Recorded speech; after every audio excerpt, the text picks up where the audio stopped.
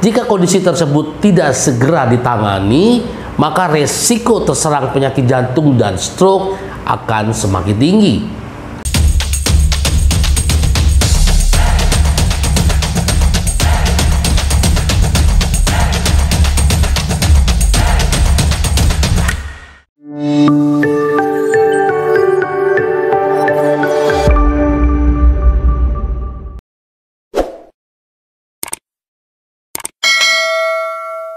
Salam sehat. Resiko kolesterol tinggi dapat berkembang dari kebiasaan buruk yang mungkin teman-teman sering lakukan, seperti mengkonsumsi makanan yang mengandung lemak tinggi dan tidak pernah berolahraga. Jika kondisi tersebut tidak segera ditangani, maka resiko terserang penyakit jantung dan stroke akan semakin tinggi. Kolesterol adalah molekul lemak yang beredar di aliran darah. Tubuh membutuhkan bahan kimia ini agar organ-organnya berfungsi dengan baik. Namun, ingat, konsentrasi kolesterol harus dijaga di bawah batas yang dapat diterima. Ada 3 jenis kolesterol yang mungkin sudah teman-teman tahu atau pernah mendengarnya, yaitu LDL atau low density lipoprotein, sering juga disebut dengan kolesterol jahat. Lalu HDL, high density lipoprotein, sering disebut juga dengan kolesterol baik. Lalu trigliserid. Jenis kolesterol LDL dan trigliserid harus dalam keadaan normal dan tidak boleh terjadi peningkatan di dalam tubuh. Karena kalau terjadi peningkatan dari kedua jenis kolesterol tersebut dapat meningkatkan resiko penyakit jantung dan stroke. Peningkatan kadar kolesterol dalam darah dapat dipengaruhi oleh berbagai macam kondisi, antara lain sering mengkonsumsi makanan-makanan yang tinggi lemak jenuh, misalnya daging sapi, daging kambing, dan lain-lain. Kurang berolahraga, merokok, obesitas, dan diabetes mellitus. Kadar kolesterol yang tinggi dalam darah jika tidak ditangani dengan baik dapat meningkatkan peluang terkena berbagai masalah kesehatan. Seperti apa? Mohon disimak, yaitu penyakit arteri perifer.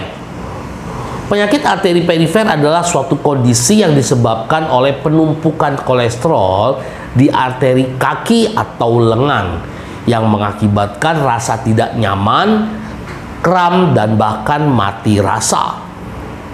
Masalah ini biasanya terlihat saat tubuh melakukan aktivitas fisik seperti berjalan, berlari, atau mengangkat sesuatu beban. Penyakit arteri perifer juga dapat menyebabkan lengan dan tungkai tampak pucat, terasa dingin, kesemutan, serta luka yang sulit sembuh. Lalu efek yang berikutnya akibat penumpukan kolesterol yang tinggi yang tidak segera ditangani adalah serangan jantung. Kadar kolesterol yang tinggi dalam aliran darah dapat menyebabkan pembuluh darah menjadi kaku atau menyempit, disebut juga dengan aterosklerosis. Penyakit jantung dapat terjadi akibat gangguan aliran darah ke jantung. Jika tidak diobati, penyakit ini dapat menyebabkan komplikasi yang berpotensi fatal seperti serangan jantung. Lalu yang berikutnya adalah batu empedu. Kolesterol diperlukan dalam saluran pencernaan untuk membuat empedu atau memproduksi empedu. Fungsi empedu ini bertugas untuk mencernakan lemak dan menyerap nutrisi dari makanan. Namun, kadar kolesterol yang tinggi dalam darah dapat meningkatkan kemungkinan pembentukan batu empedu. Lalu yang berikutnya adalah stroke. Nah, ini yang sangat kita takutkan, teman-teman. Fungsi otak akan terpengaruh jika pembuluh darah di otak menyempit. Fungsi otak akan berdampak buruk pada kapasitas berpikir, daya ingat, dan kesehatan mental. Lebih buruk lagi, akan menyebabkan stroke. Bagaimana untuk menghindari resiko yang diakibatkan oleh kolesterol? Tidak ada kata terlambat untuk menghindari bahaya kolesterol. Berapapun usia teman-teman, lindungi diri dari resiko kolesterol sesegera mungkin dengan melakukan beberapa tips yang akan saya berikan pada kesempatan kali ini.